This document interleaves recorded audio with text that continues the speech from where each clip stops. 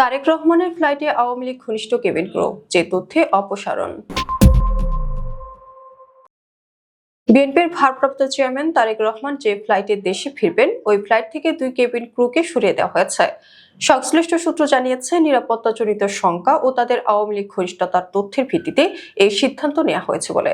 তারেক রহমান বৃহস্পতিবার সপরিবারে লন্ডন থেকে সিলেট হয়ে ঢাকায় ফেরার কথা রয়েছে। তাকে বহন করা বিমান বাংলাদেশ এয়ারলাইন্সের BG-292 ফ্লাইটটি বুধবার 24 ডিসেম্বর সন্ধ্যায় লন্ডনের হিথ্রো বিমানবন্দর থেকে ঢাকার উদ্দেশ্যে রওনা হওয়ার কথা। ফ্লাইটটিতে তারেক রহমানের পরিবারের সদস্য ও বিএনপির শীর্ষ নেতারাও থাকবেন।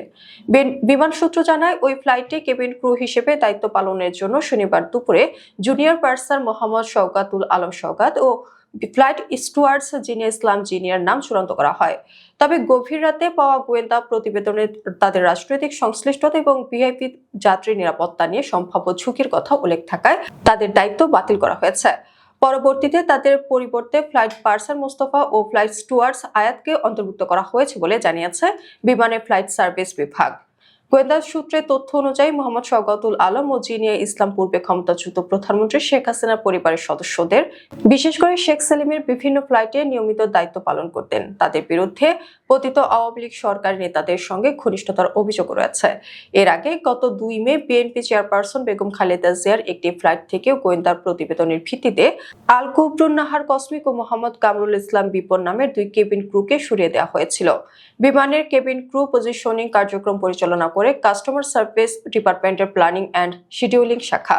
দীর্ঘদিন ধরে এই বিভাগের ব্যবস্থাপক হিসেবে দায়িত্ব পালন করছেন শাহনাজ বেগম। তার মাধ্যমে বেগম খালেদা জিয়া ও তারেক রহমানের ফ্লাইটের ক্রু পজিশনিং সম্পন্ন হয়েছে বলে সংশ্লিষ্ট সূত্র জানায়।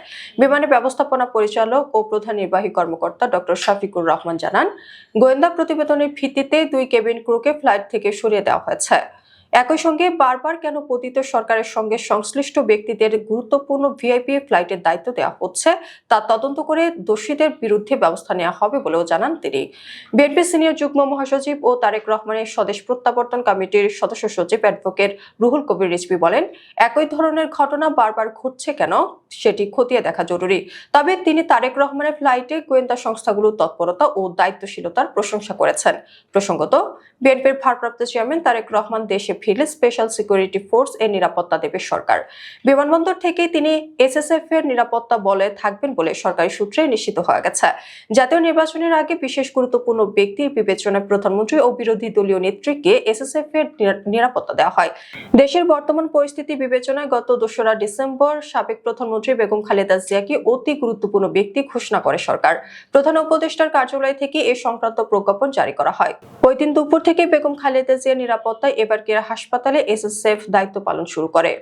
বেগম খালেদা জিয়ার পাশাপাশি তারেক রহমানকে SSF এর নিরাপত্তা দেওয়া হতে পারে বলে সরকারের তরফ থেকে জানানো হয়। এর আগে এই সুবিধা পেতে সরকারের সংশ্লিষ্টদের কাছে আগ্রহ প্রকাশ করে বিএনপি।